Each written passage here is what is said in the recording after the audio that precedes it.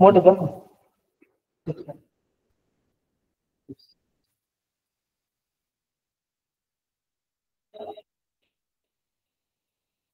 या कारवाई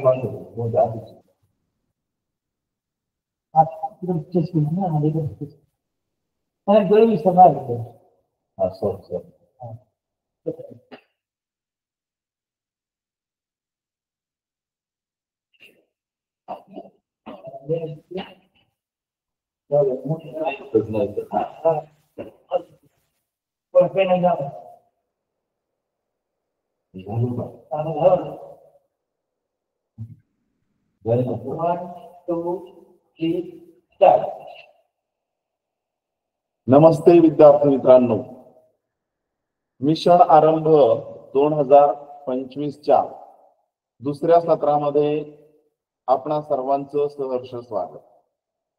विद्यार्थी मित्रांनो, जसजसे परीक्षेचे दिवस जवळ येत आहेत तसतसे आपण सर्वजण या परीक्षेच्या तयारीसाठी खूप चांगल्या प्रकारे मार्गदर्शन घेऊन एक एक पाऊल यशाच्या दिशेने पुढे उचलत आहोत. मित्रांनो, पंचायत समिती श्रीगोंदा माननीय गट शिक्षणाधिकारी आदरणीय श्री मच्छिंद्र साहेब, आमचे विस्तार अधिकारी श्री भुजबळ साहेब, बोरुडे साहेब, या सर्व मार्गदर्शकांच्या प्रेरणेने आणि आपल्या महत्वाकांक्षी योजना राबवणारे आपल्या जिल्हा परिषदेचे मुख्य कार्यकारी अधिकारी माननीय आशिष टेरेकर साहेब आणि शिक्षणाधिकारी आदरणीय श्री पाटील साहेब, कारले मॅडम यांच्या सर्वांच्या सहकार्याने आपण अत्यंत मार्गदर्शक असा हा कार्यक्रम विद्यार्थी मित्रांसाठी हा आपण या ठिकाणी चालू करत आहोत. आजच्या सत्रामध्ये मी श्री तुषार पंढरीनाथ दळवी, जिल्हा परिषद प्राथमिक शाळा बाबुर्डी, तालुका श्रीगोंदा, जिल्हा अहिल्यानगर, आपणा सर्वांचं या ठिकाणी मनपूर्वक स्वागत करतो. आजच्या या दुसऱ्या सत्रामध्ये हा 14वा पाठ आपण 5वी स्कॉलरशिपचा या ठिकाणी घेणार आहोत. आणि मित्रांनो, आजच्या या पाठाचं शीर्षक आहे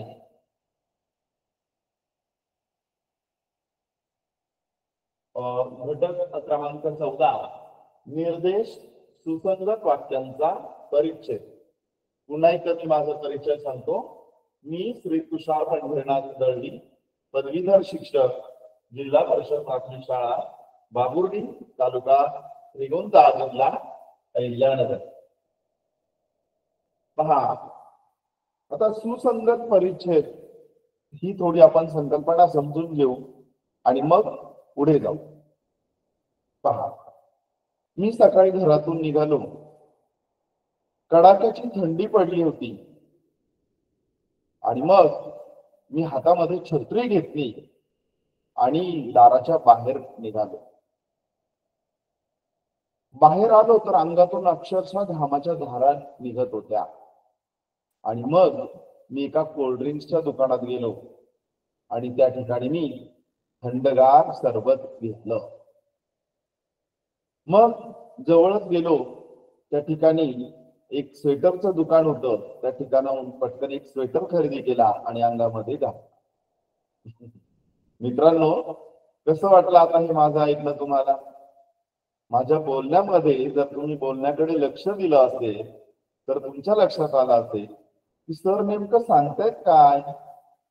तर नेमकं हिवाळ्याचं वर्णन करते का उन्हाळ्याचं वर्णन करते की पावसाळ्याचं, असा प्रश्न नक्कीच तुम्हाला पडला असेल. पहा मित्रांनो, आता मी जी वाक्य वापरली माझं वर्णन करताना, माझ्याविषयी माहिती सांगताना, ही सगळी विसंगत होती. घडीत मी पावसाळ्याचं वर्णन सांगत होतो, घडीत मी हिवाळ्याचं वर्णन करत होतो. म्हणजे या सर्व बाबीला म्हणतात विसंगतता.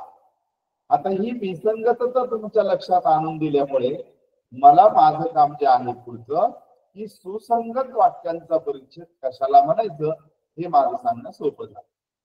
पहा, मी सकाळी घरातून आज लवकर निघालो, गाडीला किक मारली, परंतु गाडी काही चालू होईना.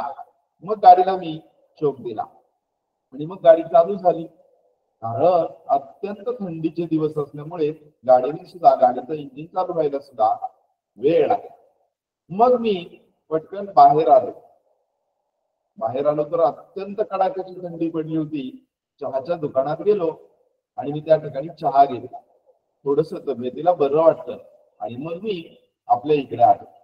आत्ताच्या बोलण्याकडे जर तुम्ही लक्ष दिलं तर तुमच्या लक्षात येत असेल की मी जी सिक्वेन्स सांगत होतो यामध्ये कुठलीही बाब चुकीची वाटत नव्हती. म्हणजे याला म्हणायचं सुसंगतता. बऱ्याचदा आपल्याला शाळेमध्ये सुद्धा शिक्षक कधी कधी एखाद्या गोष्टीचं कारण विचारतात की बुवा तुला उशीर का झाला, तू अभ्यास का नाही केला. जर आपलं म्हणणं योग्य असेल तर आपण ते सुसंगतरित्या वर्गामध्ये सांगू शकतो. परंतु ते जर आपण सरांना फसवत असू, खोटं बोलत असू, तर निश्चित आपल्या सांगण्यातील वाक्य पुढे मागे होतात आणि एक विसंगती निर्माण होते. आता तर तुम्हाला कळलं असेल ना सुसंगत परिच्छेद म्हणजे काय. आता पहा, सुसंगत वाक्यांचा परिच्छेद म्हणजे काय आणखी एकदा सांग. कधी कधी काय केलेलं असतं, प्रश्नपत्रिकेमध्ये प्रश्न देताना त्यांनी 3 वाक्य दिलेली असतात. मग त्या 3 वाक्यांचा संबंध एकमेकांशी असतो. आता याच्यामध्ये सुरुवातीला एखादा प्रसंग घेतलेला असतो. जसं की मी आता घरातून हिवाळा ऋतूमधला दिवसाची सुरुवात हा प्रसंग घेतला. मग त्या प्रसंगाची निर्मिती करताना तिची 3 वाक्य असतात, ती क्रमाने दिलेली असतात. कधी कधी एखादी वस्तू घेतलेली असते किंवा कधी कधी एखादं राष्ट्रीय चिन्ह घेतलेलं असतं, त्याच्याविषयीची माहिती दिलेली असते. मग ही माहिती आपल्याला सुसंगतरित्या 3 वाक्यांमध्ये पूर्ण करायची असते. त्यासाठी आपल्याला योग्य त्या ठिकाणी योग्य ते शब्द, त्या योग्य त्या प्रश्नांची उत्तरं त्या ठिकाणी मांडायची असतात आणि आपला सुसंगत वाक्यांचा परिच्छेद पूर्ण करायचा असतो. आता आपण या स्लाइडकडे पाहू. सुसंगत वाक्यांचा परिच्छेद. आता या ठिकाणी महत्वाची नोंद लक्षात घ्यायची आहे की सुसंगत वाक्यांचा परिच्छेद अशा प्रकारचा प्रश्न आजवर शिष्यवृत्ती परीक्षेत विचारला जात होता. मोस्टली हे ध्यानात ठेवा, इम्पॉर्टंट आहे. आता या प्रश्नासमोर आणखी 3 प्रश्न प्रकार पर्यायी म्हणून देण्यात आले आहेत. म्हणजे इथून मागे काय केलं जायचं, फक्त आणि फक्त सुसंगत वाक्यांचा परिच्छेद हाच प्रश्न विचारला जाईल. परंतु आताच्या नवीन पद्धतीमध्ये काय केले, त्यांनी 3 प्रश्न प्रकार आणखी ऍड केलेले आहेत. मग हे प्रश्न प्रकार कोणते आहेत ते सुद्धा आपण समजून घेऊया. पहा, आता एकूण 4 प्रकारचे पर्यायी प्रश्न असतात बरं का मित्रांनो. परंतु एक लक्षात ठेवा, जरी तुम्हाला या ठिकाणी 4 प्रश्न प्रकार दिसत असतील तरी तुम्हाला एकाच प्रकारचा प्रश्न त्या ठिकाणी विचारला जाणार आहे, हे लक्षात ठेवा. म्हणजे तुम्हाला मग तयारी कितपत करायची, तयारी किती, कोणत्या घटकाची कशी करायची हे तुमच्या लक्षात येईल. आता अ घटक जो आहे, निर्देश योग्य शब्दांचा वापर करून वाक्य पूर्ण करणे, हा नवीन प्रश्न प्रकार त्या ठिकाणी ऍड केलेला आहे. अर्थात आपण हा प्रश्न प्रकार पुढच्या स्लाइड मध्ये सविस्तर समजून घेणार आहोत. दुसरा जो आहे हा सुसंगत वाक्यांचा परिच्छेद, हा पूर्वीपासूनचा, त्याला आपण ट्रेडिशनल म्हणूया, पारंपरिक. जसं म्हणजे अगदी आम्ही लहान असताना सुद्धा परीक्षेमध्ये, शिष्यवृत्ती परीक्षेमध्ये हा हमखास विचारला जाणारा प्रश्न होता. मग तो पूर्वीपासूनचा प्रकार आहे सुसंगत वाक्यांचा परिचय. त्यानंतर ई वाक्यांच्या वेगवेगळ्या भागातील चुकीचा भाग ओळखणे. काय केलेला आहे, हा नवीन प्रश्न प्रकार त्या ठिकाणी ऍड केलेला आहे. नवीन प्रश्न प्रकार आहे वाक्यांच्या वेगवेगळ्या भागातील. एक वाक्य दिलेलं आहे, कदाचित ते वाक्यातले शब्द जंबल केलेले असतात, मागे पुढे केलेले असतात. ते वाक्य पूर्ण करून तर त्या वाक्यातून तो चुकीचा भाग तुम्हाला ओळखायचा असतो. आणि ई सर्वोत्कृष्ट विकल्प निवडून वाक्य पूर्ण करणे. या ठिकाणी काय केलेलं असतं, हा सुद्धा नवीन प्रश्न प्रकार त्या ठिकाणी ऍड केलेला आहे. या ठिकाणी सुद्धा काय केलेलं असतं, वाक्य दिलेलं असतं आणि त्याचे पर्याय आपल्याला निवडायला सांगितलेले असतात. पहा आता याच्यामध्ये सुद्धा उत्तर देताना सर्वोत्कृष्ट विकल्प म्हटलंय, कारण तिथे आपण जेव्हा तुम्ही पर्याय शोधायला जा त्या ठिकाणी तुम्हाला सर्व पर्याय बरोबर असल्याची जाणीव होईल. किमान 2-3 पर्याय तरी तुम्हाला ते योग्य असल्याचं वाटेल, परंतु तुम्हाला सर्वोत्कृष्ट त्यातला विकल्प निवडायचा आहे. बेस्ट आन्सर तुम्हाला शोधून काढायचा आहे, म्हणून तो प्रश्न प्रकार त्या ठिकाणी ऍड केलेला आहे. या प्रकरणात वरील चारही प्रकारांची ओळख व सराव होणार आहे. आपण या चारांपैकी कोणत्याही एकाच प्रश्न प्रकारावर परीक्षेत प्रश्न विचारले जातील याची नोंद घ्यायला पाहिजे. हे महत्वाची गोष्ट लक्षात ठेवा. मी जे 4 प्रकार तुम्हाला सांगितले आहेत त्या 4 प्रकारांपैकी कोणत्याही एकाच प्रकारावर प्रश्न विचारला जाणार आहे. आपण पुढची स्लाइड पाहूया. निर्देश योग्य शब्दांचा वापर करून वाक्य पूर्ण करणे. त्या ठिकाणी एक वाक्य किंवा वाक्य शब्दांचा एक समूह दिलेला असतो आणि त्यामध्ये त्या ठिकाणी काय केलेले असते, काही ठिकाणी जागा सोडलेली आहे. आता हा प्रश्न प्रकार आपल्याला समजून घेताना काय करायचं पहा. आपण या ठिकाणी काही मुद्दे वाचायचे आणि लक्षात ठेवायचे. पहिला मुद्दा दिलेला आहे, दिलेल्या वाक्याचे काळजीपूर्वक वाचन करा. केअरफुली, काळजीपूर्वक वाचन करायचं. त्यानंतर त्यातील आशय समजून घ्या. काय असतं मित्रांनो आशय? आशय कशाला म्हणायचं? बऱ्याचदा काय होतं, मुलं वाचतात आणि घाई गडबड करतात. त्याचा जो तिथे अर्थ दिलाय तोच लक्षात घेतात, त्याचा आशय लक्षात घ्यायला शिकायचा. वाचनाचा जो मुख्य उद्देश आहे, कुठलीही गोष्ट तुम्ही एकदा एक ओळ जरी वाचली तरी त्या ओळीला एक आशय असतो. एखादा परिच्छेद वाचला तर परिच्छेदातून आशय निघत असतो. एखादा धडा वाचला अख्खा तर धड्यातून आशय निघतो. एखादं पुस्तक वाचलं, कादंबरी वाचली, एखादी गोष्ट वाचली तर त्या सगळ्यातून 1-2-4 ओळीमध्ये त्या अख्ख्या पुस्तकाचा आशय आपल्याला मांडता येतो. आशय म्हणजे काय? तर आशय म्हणजे त्याचं एक्सट्रॅक्शन. म्हणजे इथं आपण एखादा समजा धडा वाचला, पुस्तक वाचलं तर त्या पुस्तकातून त्या लेखकाला नेमकं काय सांगायचंय याला म्हणायचं आशय. मग ते वाक्याचे सुद्धा, वाक्यामध्ये काही शब्द अनावश्यक लिहिलेले असतात, म्हणजे त्या शब्दांची फार गरज नसते. मग आपल्याला नेमकेपणाने त्या वाक्याचा अर्थ काय होतोय हे आपल्याला चटकन ओळखता आलं पाहिजे. म्हणजे याला म्हणायचं पटकन त्याचं समजून घेणं. तर ते समजून घ्यायचंय. त्यानंतर पर्यायांची उत्तरे जवळजवळ जुळणारी असतात, परंतु एकच उत्तर योग्य असेल तो पर्याय निवडा. पर्याय जे दिलेले असतात ते मुद्दा फसवे दिलेले असतात. ते जवळजवळ तुम्हाला सारखेच वाटत असतात शब्द, परंतु त्यातलं योग्य उत्तर जुळणार, त्यामध्ये जो जुळणारा शब्द आहे तो तुम्हाला त्या ठिकाणी निवडायचा आहे. त्यानंतर चौथा प्रकार जो आहे, वेगवेगळी वाक्य असू शकतात, त्यांची उत्तरे वाक्यातील अर्थाशी जुळणारी निवडा. ठीक आहे, वेगवेगळी वाक्य जरी असतील तरी तुम्हाला त्यांची उत्तर वाक्यातील अर्थाशी जुळणारी निवडायची आहे. आता या घटकावर आधारित जे नमुना प्रश्न आहेत ते आपण या ठिकाणी पाहूया. या ठिकाणी पहा, रिकाम्या जागी योग्य शब्द वापरा व त्याच्या पर्याय क्रमांकाचे वर रंगवा. सर्वप्रथम मित्रांनो, तुम्हाला दिलेला प्रश्न नीट वाचायचा आहे. सगळ्यात आधी त्या प्रश्नामध्ये नेमकं सांगितलंय काय तुम्हाला ती समजून घ्यायचं. इथं स्पष्ट सांगितलंय रिकाम्या जागी योग्य शब्द वापरायला सांगितलाय. मग तुम्हाला मागाशी सांगितलेली सूचना, योग्य शब्द म्हणजे कोणता? तर चपखलपणे अर्थानुरूप जो योग्य वाटतो तो शब्द तुम्हाला निवडायचा आहे. त्याच्या पर्याय क्रमांकाचे वर्तुळ तुम्हाला उत्तर पत्रिकेमध्ये रंगवायचे आहे. आता प्रश्न एक आपण समजून घेऊया उदाहरण. त्या प्रसंगी नेमका कोणता निर्णय घ्यावा याबाबत माझी टिंबटिंब अवस्था झाली. आता इथे अवस्थेचं वर्णन करणारे शब्द तुम्हाला लिहिलेले आहेत. 4 पर्याय दिले पहा. निगर्वी, निर्णायक, डोलायमान, निसंदिग्ध. ओके.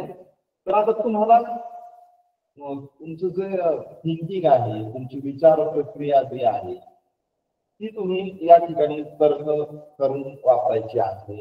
की निगर्वी शब्द इथे बसेल का? निगर्वीचा अर्थ काय होतो की ज्याला गर्म नाही ना, इथे त्याचा काही संबंध येत नाही. मला असं वाटतं त्या प्रसंगी नेमका कोणता निर्णय घ्यावा, नेमका कोणता निर्णय घ्यावा याबाबत माझी टिंबटिंब अवस्था झाली. निर्णायक हा पण शब्द त्या ठिकाणी योग्य होणार नाही. डोलायमान आणि निसंदिग्ध. निसंदिग्ध म्हणजे काय? जी संदिग्धता नाही, स्पष्ट, म्हणजे अशा प्रकारे तो शब्द पण या ठिकाणी योग्य वाटत नाही. आता या ठिकाणी डोलायमान हा शब्द त्या ठिकाणी योग्य वाटतो. कारण की सांगतो, कारण याचा अर्थ जर पाहिला आपल्याला त्या प्रसंगी नेमका कोणता निर्णय घ्यावा म्हणजे पहावर का. आता समजा आपल्या घरामध्ये कधी कधी आपली सहल निघते शाळेतून जायची असते, सहलीला पैसे देणार असते. परंतु पप्पा म्हणतात की तुझा सहलीला मी देतो तुला 2,000 रुपये. मम्मी म्हणते सहलीला नाही गेलास, कारण मम्मीचा जीव असतो. मम्मी म्हणते सहलीला नाही गेलास तर मी तुला एखादी खेळणी घेऊन देते. मग अशा वेळेस काय होते, आपल्या मनामध्ये एक वेगळी अवस्था निर्माण होते. सहलीला पण जायचं असतं आणि ती खेळणी पण घ्यायची असते, परंतु नेमका निर्णय घ्यायचा काय, तर अशा परिस्थितीला जी मनाची अवस्था निर्माण होते त्या अवस्थेला म्हणायचं डोलायमान अवस्था. हे करू की ते करू, हे करू की ते करू. मग त्या ठिकाणी डोलायमान हा शब्द तुम्हाला या ठिकाणी बघायचा आहे, योग्य वाटत आहे. आपण आता दुसरा उदाहरण समजून घेऊ. आपल्या मनासारखं काम होईपर्यंत करीत राहणे हाच त्याचा टिंबटिंब आहे. हाच त्याचा. आता काही व्यक्ती असतात, त्या व्यक्ती त्यांच्या ज्या सवयी असतात, त्यांची जी जगण्याची जी जीवन जगण्याची किंवा त्यांच्या आयुष्यामध्ये एक सारखेपणा असतो काही कृती करण्याच्या बाबतीमध्ये. तुमच्या घरी तुम्ही आजी आजोबा आपले मम्मी पप्पा यांचं निरीक्षण करा की काही गोष्टींच्या मध्ये तोचपणा असतो. मग त्यांचा विचार करणं असेल, त्यांचं रोजचं आवरणं असेल, एखादं काम करणं असेल, त्यामध्ये तोचपणा असतो. तो ते बदलत नाही. त्यांच्या सवयी त्या फिक्स कॉन्क्रीट झालेल्या असतात. मग त्याला म्हणायचं काय, म्हणायचं त्याच्यासाठी विशिष्ट शब्द आहे. आपल्या मनासारखे काम होईपर्यंत करीत राहणे हाच त्याचा टिंबटिंब आहे. खाक्या, डाळ, भाषा आणि गासा. तर या ठिकाणी हे तीनही शब्द या ठिकाणी वाचणारे आहेत. त्या ठिकाणी त्याचा खाक्या आहे म्हणजे ही त्याची सवय आहे, परमनंट ठरलेली त्याची ती सवय आहे, असं आपल्याला त्या ठिकाणी सांगता येईल. आता आपण पुढचा स्लाइड पाहू. या ठिकाणी सरावासाठी प्रश्न आपल्याला दिले. मित्रांनो, एक गोष्ट लक्षात घ्या. हा जो प्रश्न आहे सुसंगत वाक्यांचा परिच्छेद, याच्यामध्ये 4 प्रश्न प्रकार आपल्याला पाहायचे आहेत. आता याच्यासाठी, याच्या तयारीसाठी विशेष काय करायची बाब आहे, तर विशेष बाब म्हणजे तुमच्या घरामध्ये तुमचे आई वडील, मोठे बहीण भाऊ, आजी आजोबा, इतर नातेवाईक, शेजारी पाजारी, ते जेव्हा गप्पा मारत असतात त्यावेळेस त्या गप्पांच्या मध्ये त्यांच्याकडून काही विशिष्ट प्रकारचे शब्द किंवा शब्द समूह वापरले जातात.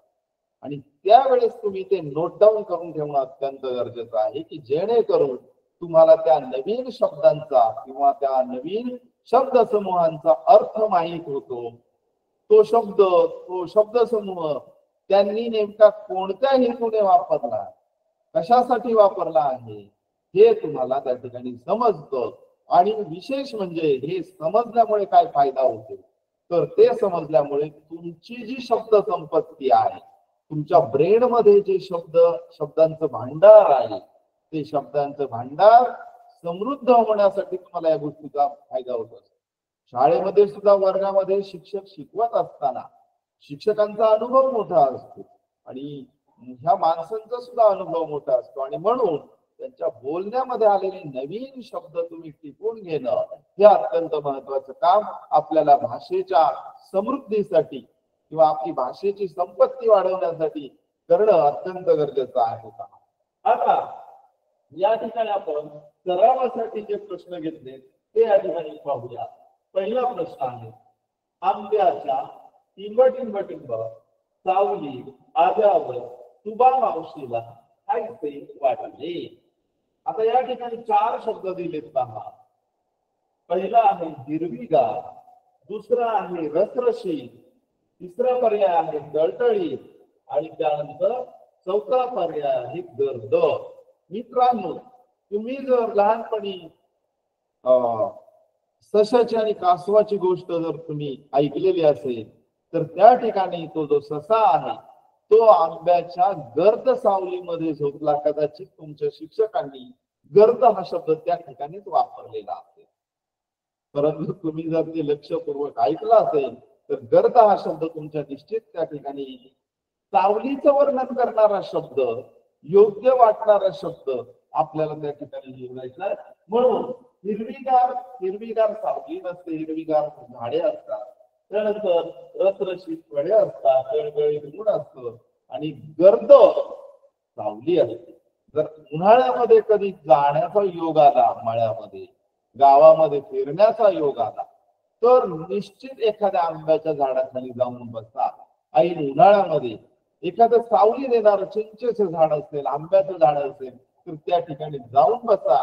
म्हणजे मग तुम्हाला त्या चिंचेचं किंवा त्या आंब्याची कशी गर्द सावली त्या ठिकाणी पडलेली असते ते तुमच्या लक्षात आल्याशिवाय राहणार नाही. आणि म्हणून गर्द हा शब्द किती समर्पक आहे हे तुमच्या ते लक्षात येईल. म्हणून या ठिकाणी हे पहिले 3 पर्याय न घेता चौथा पर्याय जो आहे गर्द तो आपल्याला त्या ठिकाणी घ्यायचा आहे. आता आपण दुसरं उदाहरण पाहूया. पाण्याची बचत करून पाण्याचा टिंब टाळणे हे आपले सर्वांचे महत्वाचे कर्तव्य आहे. आता पर्याय वाचतो पुन्हा. पहिला पर्याय आहे उपयोग, दुसरा आहे वापर, तिसरा आहे अपव्यय आणि पुरवठा. घाई गडबडीमध्ये आपण यातला कोणताही शब्द त्या ठिकाणी भरायचा नाहीये.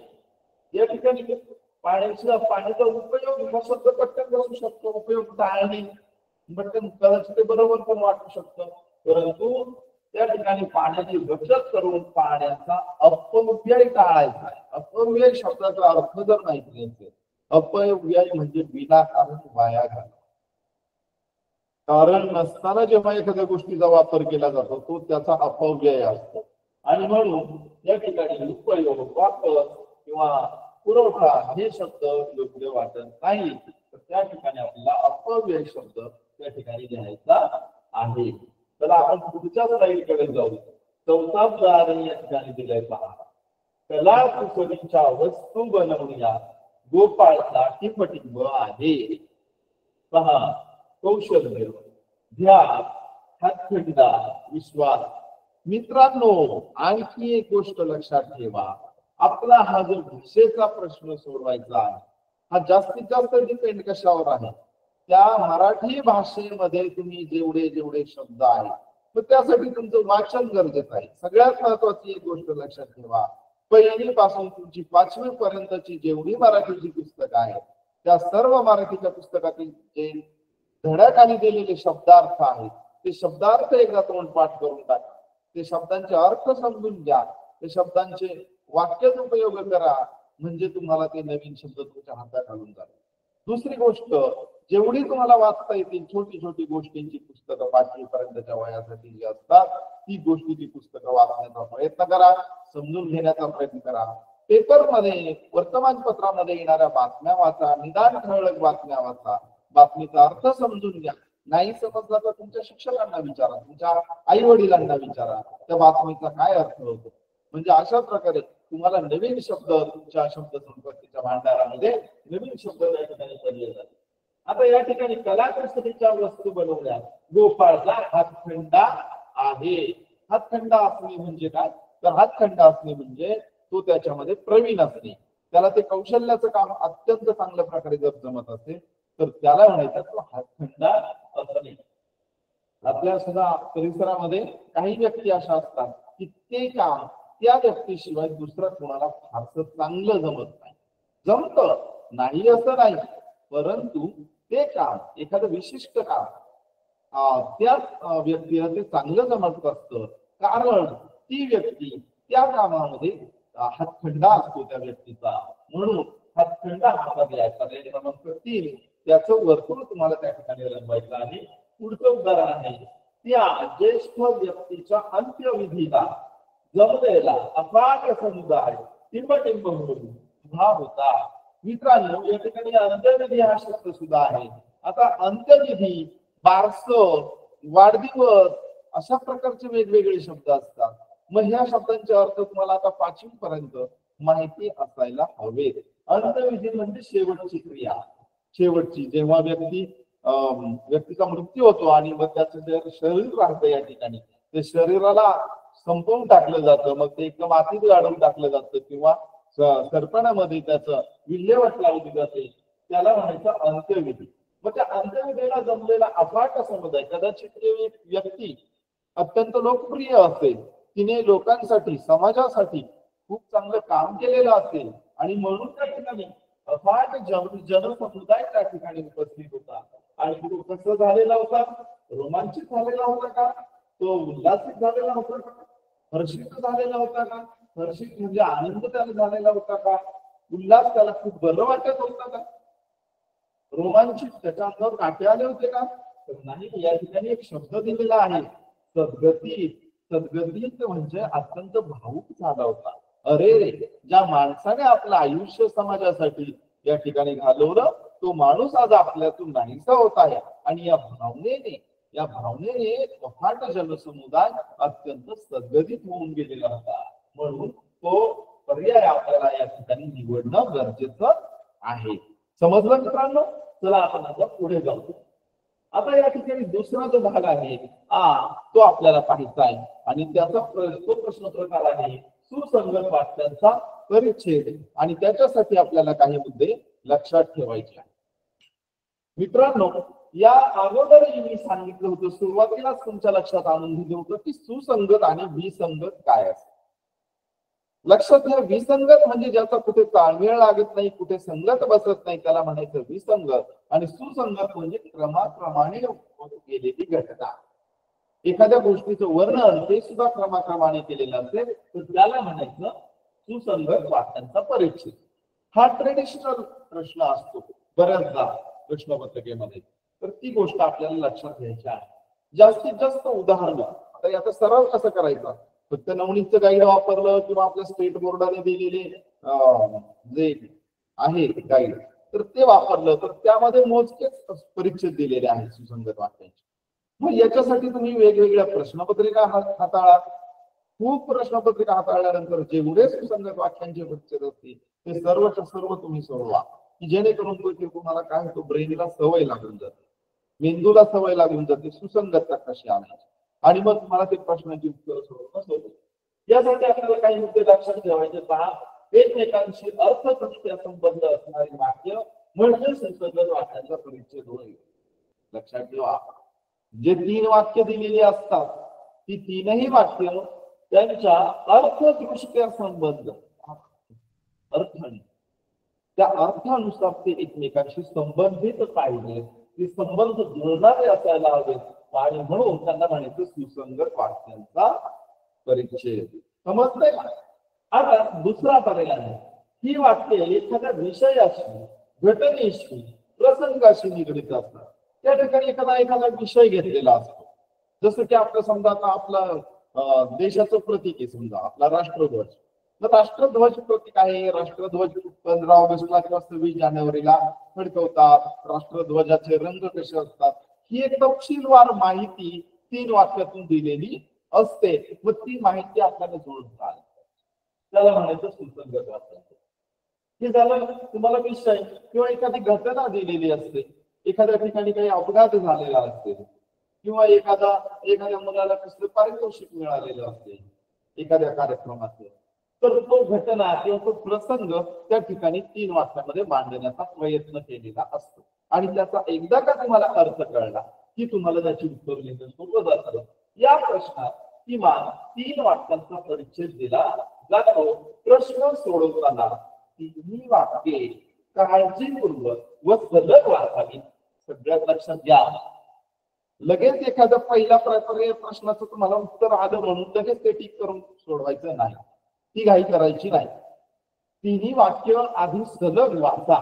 सलग वाचल्यामुळे तुम्हाला त्याचे आशय किंवा मध्यवर्ती कल्पना जी आहे ती तुमच्या लक्षात येईल. घाई घाई पहिलेच वाक्य वाचून गाळलेल्या शब्दाची योजना करू नका. पर्यायी शब्द नीट वाचून तर्कज्ञानाचा योग्य वापर करा, योग्य उपयोग करा. काय होईल, तुम्ही ती 3 वाक्य सलग वाचायची. सलग वाचल्यामुळे तुम्हाला त्याच्यात नेमकं म्हणायचंय काय, त्या 3 वाक्यांचा आशय काय आहे, त्याची मध्यवर्ती संकल्पना काय आहे हे तुमच्या एकदा का लक्षात आलं की मग तुम्हाला 3ही वाक्यांची उत्तरं शोधणं सोपं होईल. उत्तर शोधताना एक लक्षात घ्या, तर्कज्ञानाचा वापर करायचा, थोडा बिंदू जागेवर ठेवायचा आणि आपल्याला योग्य उत्तर कोणतं आहे याच्यावर लक्ष केंद्रित करायचं आहे आणि मगच ते उत्तर त्या ठिकाणी रंगवायचं आहे. घाई घाईला एखादं वाक्य वाचलं, तुम्हाला 3 पैकी कुठल्या तरी एका वाक्याचं उत्तर येत असतं, परंतु त्या वाक्याचा अर्थ इतर 2 वाक्यांशी जुळत नसतो. म्हणून मग तुम्हाला काय करायचं, 3ही वाक्य वाचा. 3ही वाक्यांच्यातून कोणती कल्पना, कोणता विषय, कोणता प्रसंग त्या ठिकाणी सांगितलाय हे लक्षात घ्या आणि मगच त्या 3ही प्रश्नांची उत्तरे तुम्ही सोडवायची आहेत. आता नमुना प्रश्न आपण पाहूया. या ठिकाणी पहा, या ठिकाणी 3 प्रश्न दिलेत. प्रश्न पहिला, प्रश्न दुसरा, प्रश्न तिसरा. आता पहा, मी पटकन याचा तिसरा प्रश्न सांगतो, याच्यामुळे आपल्यामध्ये टिंबटिंब जागा होतो. आपल्यामध्ये काय, देशा अहंकार जागा होतो, पुरेशाभिमान जागा होतो, स्वातंत्र्य जागा होतो, गर्विष्ठपणा जागा होतो. याचं कुठलंही उत्तर मी टाकलं तर माझं ते बरोबर आहे, परंतु त्या वाक्याला अनुरूप वरती काय माहिती दिली मी पाहिलं नाही. आणि म्हणून आपल्याला 3ही वाक्य आधी सलग वाचायची. ती वाचतो मी. टिंबटिंब हे आपले राष्ट्रीय प्रतीक आहे, म्हणजे आपलं राष्ट्रीय प्रतीक आपल्याला लक्षात आलं नाही. याची रचना टिंबटिंब यांनी केली आहे. आणि तिसऱ्या वाक्यात याच्यामुळे आपल्यामध्ये टिंबटिंब जागा होतो. आता आपल्याला याची उत्तर शोधणं सोपं होतं की एकंदरीत आपल्याला याच्यामध्ये याची रचना कोणी केली आहे. रचना कोणी केलेली आहे म्हटल्यावर आपल्याला माहिती की आपलं एक राष्ट्रगीत असतं. राष्ट्रगीताची रचना आपले रवींद्रनाथ टागोरांनी केलेली आहे, जन गण. हो ना. मग कसं आपण आता ती भरून पाहूया, ते पण टॅली करून पहा. तुम्हाला जे योग्य उत्तर वाटतात ती अगदी टॅली करून पहा. तिथे काही क्षण जातील तुमचे, परंतु तुमचं बरोबर येण्याचा चान्स जास्त वाढेल, म्हणून ती टॅली करून पहा. या ठिकाणी राष्ट्रगीत शब्द मी भरतो पहा. राष्ट्रगीत हे आपले राष्ट्रीय प्रतीक आहे. याची रचना या ठिकाणी बंकिमचंद्र चटर्जी, सम्राट अशोक, छत्रपती शिवाजी महाराज, रवींद्रनाथ टागोर, अरे याची रचना तर रवींद्रनाथ टागोरांनी केली, आपल्याला माहित आहे. म्हणून रवींद्रनाथ टागोर हे या ठिकाणी बसले. आणि याच्यामुळे आपल्यामध्ये टिंबटिंब जागा होतो. तर याच्यामुळे आपल्याला अहंकार हा निगेटिव्ह अर्थ दाखवणारा शब्द आहे, नकारात्मक शब्द आहे. अहंकार ही जागा आपल्याला स्वातंत्र्य हा एक नाव आहे त्या ठिकाणी, ते पण काही जागा होत नाही, आपलं काही नाही. गर्विष्ठपणा हाही चांगला शब्द नाहीये, बसणारा शब्द नाही. मग आपला काय जागा होतो, आपला देशाभिमान जागा होतो. आपल्या भारतभूमीसाठी आपण काहीतरी करू शकतो ही एक प्रेरणा आपल्याला मिळते. आणि त्यामुळे त्या राष्ट्रगीतामुळे जनगण मन अधिनायक जय हे स्वर जरी कानावर आपण पडले तरी आपली छाती पुढे निघते आणि आपल्याच्या मुठी वळल्या जातात आणि आपण सावधान स्थितीमध्ये उभे राहतो. म्हणजे आपल्यामध्ये देशाभिमान जागा होतो.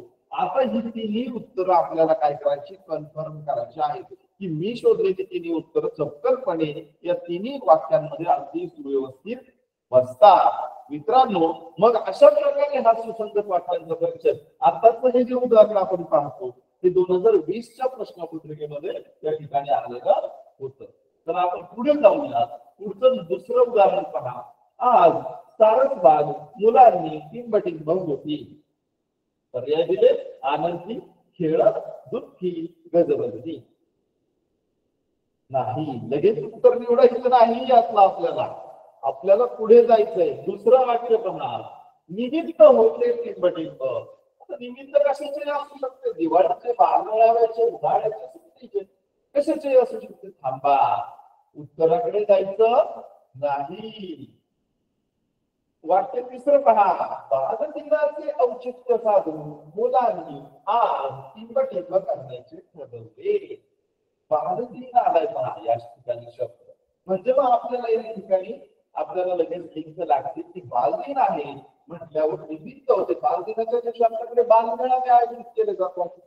मग इथे निमित्त होते बालदिनाचे, सॉरी बालमेळाव्याचे. हा उत्तर मध्ये बसतोय.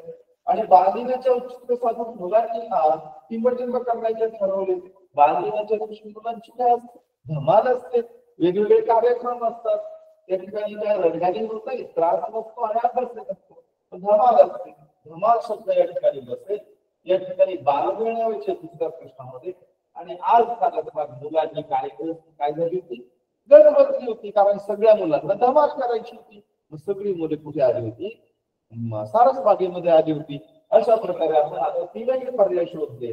या ठिकाणी पहिला पर्याय या ठिकाणी गजबजली, दुसरा आपण या ठिकाणी बालमेळाव्याचे निमित्त होते, आणि तिसरा पर्याय आहे बालदिनाच्या औचित्य साधून मुलांनी आज काय केली? धमाल केली.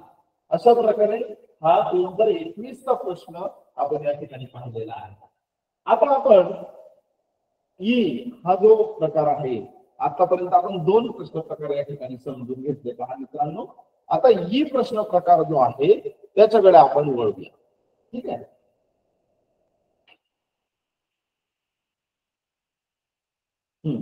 आता मध्ये काय सांगितलं या स्लाइडवर पहा, तुमच्या लक्षात येईल. वाक्यांच्या वेगवेगळ्या भागातील चुकीचा भाग ओळखणे. त्या ठिकाणी काही गोष्टी महत्वाच्या लक्षात घ्या, समजून घ्या. हा एक नवीन प्रश्न प्रकार आहे. याच्याप्रमाणे सुद्धा प्रश्न तुम्हाला परीक्षेमध्ये विचारला जाऊ शकतो. आता काय लक्षात घ्यायचं याच्यासाठी? दिलेली वाक्य काळजीपूर्वक वाचा. हे तर आपलं ठरलेलं आहे. निवड दिलेले वाक्यच नाही वाचायचे, तर दिलेले प्रश्न सुद्धा तुम्हाला काळजीपूर्वक वाचायचे. प्रश्नामध्ये सुद्धा तुम्हाला कदाचित शेवटी यातील योग्य उत्तर निवडा किंवा यातील अयोग्य उत्तर निवडा. म्हणजे 3 उत्तर योग्य दिलेले आहे, चुकीचं उत्तर निवडा, असा सुद्धा प्रश्न असतो. तर त्या ठिकाणी तुम्ही सावधपणे तो प्रश्न नीट वाचला पाहिजे. या ठिकाणी काय लक्षात ठेवायचं? हा प्रश्न प्रकार सोडवताना दिलेली वाक्य काळजीपूर्वक वाचा. त्या साधारण लिंग, वचन, काय या गोष्टी लक्षात घ्या. लिंग म्हणजे त्या कर्त्याचं लिंग, ते पुल्लिंगी आहे, स्त्रीलिंगी आहे की नपुंसकलिंगी आहे. आणि त्या लिंगाप्रमाणे वाक्यामध्ये क्रियापदाची योजना झाली का? क्रियापद योग्य त्या प्रकारे वाढलंय का? याकडे आपलं लक्ष दिलं पाहिजे. वचन समजा एकवचनी नाम असेल तर त्यामध्ये सुद्धा क्रियापद बदलतं. तर वचन योग्य आहे का? वचनाप्रमाणे वाक्याची रचना केली आहे का? आणि योग्य तो काळ त्या ठिकाणी वापरलेला आहे का? या 3 गोष्टींचा अंदाज आपण घ्यायचा आहे. त्याच्यामध्ये क्रियापदाच्या रूपात होणारा बदल लक्षात घ्यायला सांगितला आहे. तिसरं पहा पर्याय काय दिलाय? त्यावरून वाक्यातील चुकीचा भाग लगेच ओळखता येणार आहे. ते वाक्य वाचलं की लक्षात येईल, अरे तुम्ही आता पहा, राम आंबा खातो, राम आंबा खातो. आता या ठिकाणी पुल्लिंगी नाम आहे राम, पण मी जर म्हणलं सीता आंबा खातो, जमतंय का वाक्य? सीता आंबा खातो. क्रियापदामध्ये बदल पाहिजे. त्या ठिकाणी खाते, सीता आंबा खाते असं वाक्य व्हायला पाहिजे. असं क्रियापदाची योजना झाली पाहिजे. म्हणजे तुम्हाला कर्त्याप्रमाणे त्या कर्त्याच्या लिंगाप्रमाणे तिकडे क्रियापदाची रचना केलेली आहे का? असं जसं मी आता कर्ता टॅली केला तसंच तुम्हाला त्या ठिकाणी कर्त्याचं लिंग, वचन आणि त्या क्रियापदाचा काळ या गोष्टी तुम्हाला त्या ठिकाणी विचारात घ्यायच्या आहेत. अर्थाच्या दृष्टीने वाक्य जुळवून त्यातील अनावश्यक शब्द ओळखा. वाक्य जुळवायचे त्या ठिकाणी, कारण ते शब्द जे दिलेले जंबल केलेले असतील, कधी मागे पुढे शब्द करून दिलेले असतील. एक अर्थपूर्ण असं वाक्य, एकदम साधं सुटसुटीत अर्थपूर्ण वाक्य तुम्ही तयार करायचंय. ते वाक्य तयार केल्यानंतर तिथे अनावश्यक शब्द जो असतो तो पडून असतो बाजूला, त्याचा काही आपल्याला त्या वाक्यामध्ये उपयोग होत नाही, तो आपल्याला निवडायचा आहे. कधी कधी वाक्याशी न जुळणारा अर्थही असू शकतो, म्हणून अर्थ लक्षात घेऊन मला त्याची चुकीचा भाग ओळखायचा आहे. तर पुढे जाऊया. यावर आधारित नमुना प्रश्न आपल्याला पाहिजे. नमुना प्रश्नामध्ये पहा पाहिजे सामना, चूक, पूर्ण, पाऊस, विकेटचा, पडल्याने, अर्धवट राहिला. शब्द दिले, मध्ये तीन शब्द दिलेले आहेत. आता यातून आपल्याला अर्थपूर्ण वाक्य तयार करू. चला. सामना, खूप, पूर्ण, पाऊस, क्रिकेटचा, पडल्याने, अर्धवट राहिला. तर आपण या ठिकाणी खूप पाऊस पडल्याने, बरोबर का, खूप पाऊस पडल्याने क्रिकेटचा सामना अर्धवट राहिला, आपलं वाक्य झालं. मग एक शब्द त्या ठिकाणी निरर्थक पडलेला आहे, त्याची आवश्यकता भासली नाही, तो म्हणजे पूर्ण. म्हणजे त्या ठिकाणी पर्याय क्रमांक 1 हे त्याचं उत्तर राहील. दुसरं उदाहरण पाहू. आई म्हणाली, दुसरं उदाहरण 2021 साली परीक्षा पत्रिकेमध्ये विचारलेलं आहे. आई म्हणाली, अगं दीपा, तुझं कुणाशी बिनसलंय का? या ठिकाणी आपल्याला अयोग्य काय आलं ते शोधायचं आहे. तर या ठिकाणी पर्याय पहा. आई म्हणाली, अगं दीपा, तुझं कुणाशी बिनसलंय का? हे तर सगळं बरोबर वाटतंय, याच्यामध्ये चुकीचं काय आलं? तर याच्याकरता आपली डोळ्यांना दिलेली निरीक्षण शक्ती ही सुद्धा कामाला लावायची आहे. तुम्ही बऱ्याचदा लहान मुलांचं काय होतंय, अनुस्वार इकडे तिकडे असतो, एक टिंब दिलेलं, टिंबाचं काम काय असतं हे लक्षात घेतलं ना, मग हे लक्षात येईल. आता इथे ल वर टिंब दिसतोय, मग तो ल लांबवायचा. बिनसलंय का? इथे तुझं नाही असा उच्चार नाही होत त्याचा. तुझं तो अनुस्वार दिलाय, परंतु अनुस्वार कशासाठी आहे? तो शेवटचा जो अकार आहे ना, तो अकार आपल्याला लांबवायचा आहे. तुझं, माझं, मला. अशा वेळेस तो टिंब त्या ठिकाणी वापरण्याची मराठी भाषेमध्ये पद्धत आहे. आणि तो टिंब इथे ग यातल्या ग या अक्षरावर देणं अपेक्षित होतं, परंतु तिथे तो टिंब दिसत नाही, म्हणून तोच चुकीचा भाग आपण निवडणं योग्य आहे. अगं दीपा, पर्याय क्रमांक 2 हे त्याचं उत्तर आहे. ग वर टिंब देणं आवश्यक होतं. आई म्हणाली, अगं दीपा, अगं दीपा. त्या ठिकाणी ग वर टिंब असणं आवश्यक होतं, आणि तो काहीतरी त्या ठिकाणी टिंब दिसून येत नाही, म्हणून ते उत्तर तुमचा जो चुकीचा भाग आहे वाक्यातला तो आपण ओळखलेला आहे. आता सरावासाठी प्रश्न दिलेले आहेत, तो प्रश्न आपण या ठिकाणी वाचून घेऊया. प्रश्न 1. पुढील प्रत्येक प्रश्नातील शब्दांपासून अर्थपूर्ण वाक्य तयार केल्यास एक अनावश्यक शब्द शिल्लक राहतो, त्याचा पर्यायी क्रमांकाचे वर्तुळ रंगवा. प्रश्न थोडासा मोठा असेल, परंतु प्रश्न समजून घेतल्याखेरीज पुढे जायचं नाही हे आपलं ठरलेलं आहे, म्हणून प्रश्न समजून घेतला. आता या ठिकाणी दिले पहा. 1 नंबर तुझा अर्थ असतो, अडथळा आहे विज्ञान अंधश्रद्धा प्रगतीच्या मार्गातील हा. ठीक आहे. आता आपलं ठरलंय असे शब्द दिलेले असतील तर अर्थपूर्ण साधं सुटसुटीत वाक्य करूया. अडथळा आहे विज्ञान अंधश्रद्धा प्रगतीच्या मार्गातील हा. तर पहा, अंधश्रद्धा हा प्रगतीच्या मार्गातील अडथळा आहे. आपलं वाक्य पूर्ण झालं. एकदा असतो अंधश्रद्धा हा प्रगतीच्या मार्गातील अडथळा आहे. विज्ञान शब्दाची गरज भासली नाही, म्हणजे आपला पर्याय जो आहे पर्याय क्रमांक 2 हा आपल्याला त्या ठिकाणी निवडायचा आहे. तो अनावश्यक शब्द त्या ठिकाणी वाक्यामध्ये दिलेला आहे. तिथे सांगितलं ना, एक अनावश्यक शब्द शिल्लक राहतो, त्याच्या पर्यायी क्रमांकाचे उत्तर तुम्हाला निवडायचे आहे. म्हणजे तो तुम्हाला शिल्लक राहिलेला शब्द तुम्हाला शोधता आला. त्या ठिकाणी दुसरं एक उदाहरण दिलंय, गोष्टीचा टाळावा, कोणत्याही अतिरेक करावा. आपल्याला असं वाटतं सगळे शब्द बरोबर आहेत, सगळे शब्द वाक्यामध्ये येतील, पण मग ज्यावर वाक्य तयार करायला मग इथे लक्षात येतं, कोणत्याही गोष्टीचा अतिरेक टाळावा, कोणत्याही गोष्टीचा अतिरेक टाळावा. करावा शब्द आला का वाक्यात? नाही. म्हणून करावा हा शब्द शिल्लक राहतो, तो शब्द अनावश्यक आहे तिथे दिलेला. म्हणून पर्याय क्रमांक 4 तुम्हाला उत्तर त्या ठिकाणी वर्तुळ रंगवायचं आहे. ओके, चला पुढे जाऊया आपण. आता या ठिकाणी आणखी एक उदाहरण दिलंय पहा. स्वीकारली लोकशाही आहे हुकुमशाही भारताने, असे शब्द दिले. त्या ठिकाणी तिरप्या रेषा सुद्धा दिलेल्या आहेत. या ठिकाणी पहा, आपण अर्थच वाक्य केलं तर लक्षात येतं की भारताने लोकशाही स्वीकारली आहे, हा शब्द उगाच आलाय तिथे. मग तो हुकुमशाही शब्द आपण उत्तरातून निवडायचा आहे, पर्याय क्रमांक 2. त्यानंतर दुसरं उदाहरण पाहू. मातीचे ढीग रास जागोजागी होते पडलेले.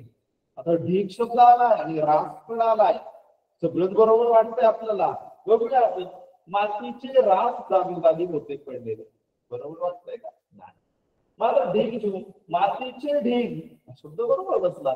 मातीचे ढीग जागोजागी पडलेले होते, म्हणजे त्या ठिकाणी रास हा शब्द अनावश्यक आपल्याला त्या ठिकाणी दिसून येतो.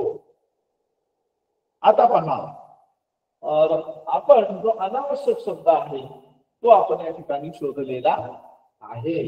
या ठिकाणी रास शब्द आपल्याला आवश्यक वाटत नाही. चला पुढे जाऊया.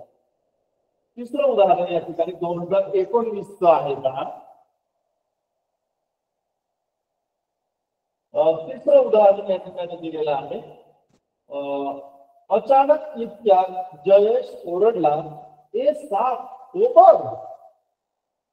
आता या ठिकाणी आपल्याला सगळंच बरोबर वाटतंय. अचानक शब्द पण बरोबर वाटतो, इतक्यात शब्द पण बरोबर वाटतो. परंतु तिथे उत्तरात बघा ना, उत्तर कितीला इतक्यात हा डबल झाला शब्द, इतक्यात आणि अचानक थोडेसे साधारण वाटणारे शब्द आहेत, सारखेच वाटणारे शब्द आहेत. इतक्यात म्हणजे अच्छा एवढ्यातच. आणि दुसरा शब्द दिला अचानक, अचानक म्हणजे एकदम. ती दोन्ही शब्द बरोबर वाटतात, पण पर्याय म्हणून इतक्या शब्द काय बाकीच्या शब्दाचं काही कारणच येत नाही, कारण ते शब्द आपल्याला वाक्य तयार करण्यासाठी गरजेचे आहेत. अचानक जयेश ओरडला, हे साप तो बघ. हे सगळं बरोबर झालं, म्हणजेच आपला पर्याय या ठिकाणी इतक्या हा अनावश्यक शब्द आपल्याला त्या ठिकाणी भेटतो. पर्याय क्रमांक 4 याचं वर्तुळ आपल्याला रंगवायचंय. हा प्रश्न 2019 साली या ठिकाणी परीक्षेत विचारलेला होता. आता जो शेवटचा चौथा प्रकार जो आहे मंडळाने त्यामध्ये ऍड केलेला, तो आहे ही सर्वोत्कृष्ट विकल्प निवडून वाक्य पूर्ण करणे. आता सर्वोत्कृष्ट म्हणजे काय? बेस्ट, सर्वोत्कृष्ट. चारही उत्तर कदाचित बरोबर वाटतील, परंतु चारही उत्तरातील अत्यंत बरोबर कोणतं आहे ते तुम्हाला त्या ठिकाणी शोधायचं आहे. आता या ठिकाणी काळजी काय द्यायची, या वाक्याचे अर्थ लक्षात घेऊन काळजीपूर्वक वाचन करा. हे आपलं पहिल्यापासून ठरलेलं आहे. कोणतंही वाक्य समजल्याशिवाय पुढे जायचं नाही, वाचनाचा उद्देशच आहे. उगा डॉंकी वर्क करायचं नाही, त्याला बार्किंग मिस्टेकर्स म्हणतात. जसं पहिल्या दुसरीच्या मुलांना वाचायला यायला लागलं की ती फक्त चिन्ह पाहतात, त्यांना समजत नाही लवकर त्यातलं. ते नाही करायचं. आता आपण 5वीला आहोत, आपल्याला त्याचा अर्थ पण कळला पाहिजे.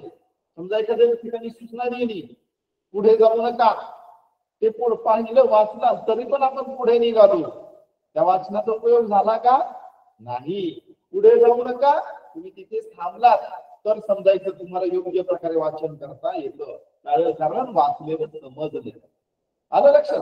असं वाचन तुमचं जेव्हा होईल त्यावेळेस तुम्ही खऱ्या अर्थाने या पुस्तकांच्या वाचनाचा उपयोग करू शकाल. आता या ठिकाणी या वाक्याचे अर्थ लक्षात घेऊन काळजीपूर्वक वाचन करा. दुसरा मुद्दा आहे, सर्वच उत्तरे व्याकरण दृष्ट्या बरोबर असू शकतात. सर्वच उत्तरे व्याकरण दृष्ट्या सुद्धा बरोबर असू शकतात, अर्थानुरूप नाही, व्याकरण दृष्ट्या ते बरोबर असू शकतात. त्यामुळे तुम्हाला इथे सांगितलं सुरुवातीला अर्थ लक्षात घेऊन वाचन करायचं. त्यानंतर अशा वेळी सर्वोत्कृष्ट विकल्प पर्याय म्हणून निवडायचा आहे. जरा पुढे जाऊया. याची उदाहरण पाहून नमुना प्रश्न दिलेला सर्वोत्कृष्ट विकल्प निवडून प्रश्न असा असतो त्याचा सर्वोत्कृष्ट विकल्प निवडून त्याच्या पर्याय क्रमांकाचे वर्तुळ रंगवा. या ठिकाणी माझे घर शाळा अगदी जवळ आहे. कदाचित आपल्याला बरोबर वाटेल ना, आहे हे बरोबर आहे. माझे घर शाळा, परंतु शाळा शब्दाचे योग्य रूप आपल्याला निवडायचे. अंडरलाईन करून दिलाय. प्रश्न 2020 चा आहे. शाळेकडे, शाळेत, शाळेच्या आणि शाळेतील. आता या ठिकाणी माझे घर शाळेकडे अगदी जवळ आहे, माझे घर शाळेत अगदी जवळ आहे. बरोबर वाटतं कधी कधी वाक्याने. माझे घर शाळेच्या अगदी जवळ आहे आणि माझे घर शाळेतील अगदी जवळ आहे. कदाचित सांगितल्याप्रमाणे व्याकरण दृष्ट्या बरोबर असतील पण अर्थानुरूप ते शब्द चुकतात, म्हणून इथे शाळेच्या अगदी जवळ आहे हा पर्याय निवडता आला आणि याचा पर्याय येतो शाळेच्या पर्याय क्रमांक 3. ओके, चला पुढे पाहूया. वादविवाद स्पर्धेत रामाने गोविंदावर टिंबटिंब केली. या कॅन्डी बरोबर म्हटलं. कॅन्डी, कॅन्डीवर त्या आम्हाला लक्षात तर ठीक आहे, नाही तर तो कडी आणि कॅन्डी सारखेच वाटतात ना, म्हणून काही गडबड करायची नाही. सांगणं मागं हे तो शब्द कॅन्डी आहे, हा काही तिथे बसणार नाही. रडी आई बसत नाही, वडी आई बसत नाही, ते खाण्याचा प्रकार आहे, तो कशाला मध्ये बसेल. आणि शेवटचा शब्द आहे कडी करणे, म्हणजे वरचढ ठरणे. ठीक आहे, मग तसं वादविवाद स्पर्धेत रामाने गोविंदावर कडी केली, म्हणजे रामा जिंकलाय, गोविंदाला हरवलंय त्याने, म्हणून त्या ठिकाणी शब्द राहिली कडी केली. चला पुढे जाऊया. सरावासाठी काही प्रश्न दिले त्या ठिकाणी. सर्व सरदार आपापल्या टिंबटिंबनुसार दरबारात उभे होते. या ठिकाणी पर्याय दिले रंगा, उंची, दर्जा, वर्गा. आता वर्गानुसार धर्मात बरोबर वाटते, दर्जानुसारही बरोबर वाटतंय, उंचीनुसार राहू शकतात आणि रंगानुसार पण उभे राहू शकतात. मग आता काय करायचं? तर मित्रांनो, तुम्हाला सांगितलं की तर्कज्ञानाचा वापर करायचा जेव्हा सरदारांची रांगेत राहण्याची पाळी येते तेव्हा त्यांना एक दर्जा असतो सरदारांना, आणि त्या दर्जानुसार सरदारांना रांगेत उभं राहावं लागतं. मग त्या ठिकाणी तुम्हाला दर्जा हा शब्द बेस्ट विकल्प आपण सांगितलं, सर्वोत्कृष्ट विकल्प, ते रंग वगैरे नसतं सरदारांच्या बाबतीमध्ये, त्यांचा दर्जा ठरला. त्या दर्जा हा शब्द त्या ठिकाणी योग्य प्रकारे तुम्हाला त्याचं वर्तुळ बनवायचं आहे. बाबा आमटे यांनी महारोग्यांची सेवा केली, त्यामुळे त्यांना लोकांचा टिंबटिंब मिळाला. ठेवा मिळाला, व्याकरण शब्द बरोबर आहे. त्यांना लोकांचा ठेवा मिळाला, आदर मिळाला, बरोबर आहे. ती एक सन्माननीय व्यक्ती होती, आपण सगळेजण त्यांचा आदर करतो. पैसा मिळाला नाही, पैसा नाही, आणि मग दुवा मिळाला. आता बरोबर आहे ना, ज्यांची लोक बाबा आमटेंनी ज्या महारोगांची सेवा केली, ज्या लोकांना महारोगातून बाहेर काढलं, त्यांची सेवा शुश्रूषा केली, ते लोक काय करणार आहेत? बाबा आमटेंना दुवा देणार आहेत की बाबा तुमचं चांगलं हो, अशी दुवा देणार. म्हणून दुवा हा शब्द त्या ठिकाणी योग्य आहे. पुढे पहा, तिसरा प्रश्न दिलाय. सर्वच वस्तूंच्या वाढणाऱ्या किमती हे सरकारला महागाई रोखण्यात आलेल्या अपयशाचे काय आहे? द्योतक आहे, पातक आहे, लक्ष आहे, जातक आहे. हे काय आहे? द्योतक आहे. ह्या उदाहरणामुळे दिसतं आपल्याला की महागाई रोखण्यात आलेले हे अपयश आहे सरकार, म्हणून द्योतक हा शब्द त्या ठिकाणी योग्य प्रकारे त्या ठिकाणी बसतो, म्हणून तो पर्याय बनवायचा आहे. त्या तीव्र रानात, प्रश्न 4 वाचतो मी. त्या तीव्र रानात रात्रीच्या वेळी एकटे जाण्यास कोणी टिंबटिंब नसे.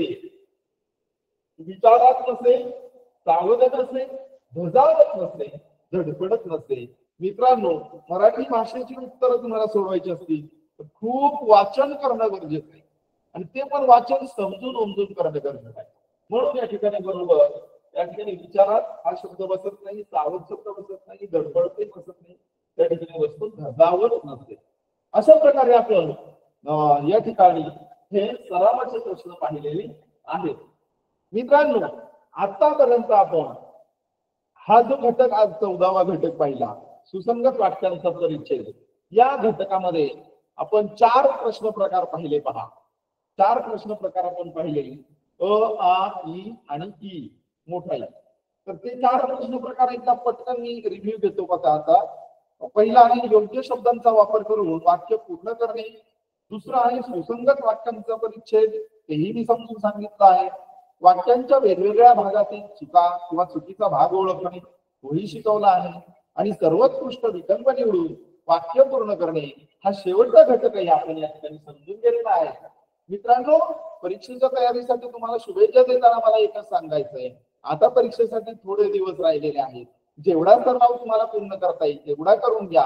आणि विशेष म्हणजे वेळ लावून, घड्याळ लावून तुम्हाला प्रश्नपत्रिका सोडवण्याचा सराव करायचा आहे. आणि त्या मिळालेल्या वेळेचा सदुपयोग करून जास्तीत जास्त मार्क आपण जे ठरवले त्याच्यापेक्षा जास्तीत जास्त मार्क कसे मिळवू याच्यावर आपलं ध्यान केंद्रित करायचं आहे. मित्रांनो, परीक्षेच्या तयारीसाठी सर्वांना हार्दिक शुभेच्छा व हा पाठ सर्वांनी मन लावून ऐकला त्याबद्दल सर्वांना मनपूर्वक धन्यवाद. मित्रांनो, या ठिकाणी काही व्यक्तींचा नामोल्लेख मला करायचा आहे. या कार्यक्रमासाठी ज्यांनी प्रेरणा दिली ते मार्गदर्शक आणि प्रेरक व्यक्ती म्हणजे माननीय श्री आशिष केरेकर साहेब, आपले माननीय मुख्य कार्यकारी अधिकारी आहेत. त्यानंतर भास्कर पाटील साहेब, आपले शिक्षणाधिकारी, सत्यजित मच्छिंद्र साहेब, गट शिक्षणाधिकारी श्रीगोंदा, श्रीमती जयश्री कारले मॅडम, विस्तार अधिकारी सीताराम भुजबळ साहेब, शिक्षण विस्तार अधिकारी, आणि निळकंठ बोरुडे साहेब, आमचे तालुक्याचे शिक्षण विस्तार अधिकारी. या सर्व व्यक्तींनी आम्हाला या ठिकाणी मार्गदर्शन केलं आणि हा आजचा तास घेण्याची प्रेरणा दिली. यासाठी पंचायत समिती श्रीगोंदा शिक्षण विभाग यांच्या वतीने मी आपल्या सर्वांचा आभारी आहे आणि सर्वांना शुभेच्छा देतो. आणि माझा आजचं हे दुसऱ्या सत्रातलं सेशन या ठिकाणी थांबवतो. धन्यवाद.